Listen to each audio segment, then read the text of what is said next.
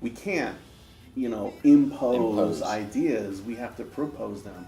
But there's another dimension where these things are true. I mean, that's a Yeah. fact. And there's all kinds of things that flow from that, like the Exactly. structure of the family and structures of society, and how diversity and unity are able to go together. Give it all away. Oh, oh, oh, oh, oh, oh. Give it all away. Where do you see the challenges in marriage and family life today that you really feel like that's going to be something you really want to help address in our archdiocese? So, I hopefully this will come out too pessimistic, No, go ahead. right? But where our culture has, and I think this is one of the issues that we might want to talk about in one of these topics, is that our culture has decided that it doesn't believe what the church teaches about marriage and family, sex and sexuality, contraception, all of these different things. We've rejected it, right? Yeah. That there's a connection, or there's an essential unity between the unitive and procreative dimensions of the marital act. That's a very Catholic way of talking about that. Right.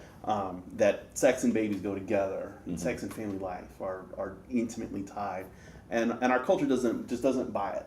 Our culture basically has decided that it disagrees. Yeah. That doesn't think that that's true, and moreover, one of the biggest challenges to our work is there's an idea that as soon as you start to talk about that, or if you propose that, it's rejected not on its merit so much, but on the credibility or not of the church as an authority. Mm. You're saying that because you're trying to impose Yes. in an authoritarian way an idea on me, and so the well is poisoned, right? Yeah. Just by virtue of being a representative of the church, you're already those things are going to be dismissed, and so it's near impossible to. I mean, little by little, people are convinced by the truth Absolutely. when they consider it, but on the whole, the culture just doesn't believe it's true. Like, I just disagree. Mm-hmm. And on one hand, it's okay to disagree. We don't need to. Like we said, we can't impose ideas. We have to propose them. But there's another dimension where these things are true. I mean, that's a Yeah. fact. That's a reality. And so that the unitive and the procreative belong together. Right. And there's all kinds of things that flow from that, like Exactly. the structure of the family and structures of society, and how diversity and unity are able to go together. Yeah. How do we understand diversity in our culture, and at the same time, how is it that we can have an identity as a culture? And so a lot of times we will choose one or the other, and we see that in the political world, like either diversity or like imposed. And Right.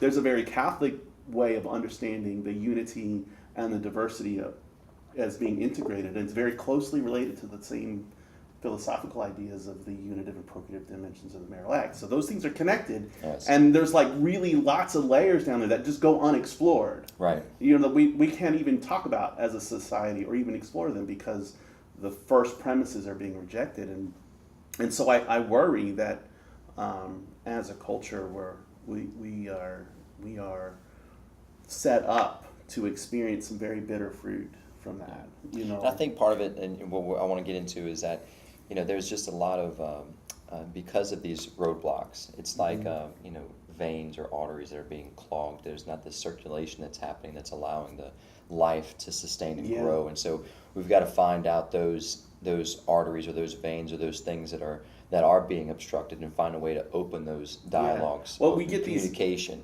allowing that life to come in. So when we come back from the break, I want to get into a couple of things I think kind of play into maybe some of those challenges that we have an issue with or struggle with, and we can do in our faith and our marriage. Sure.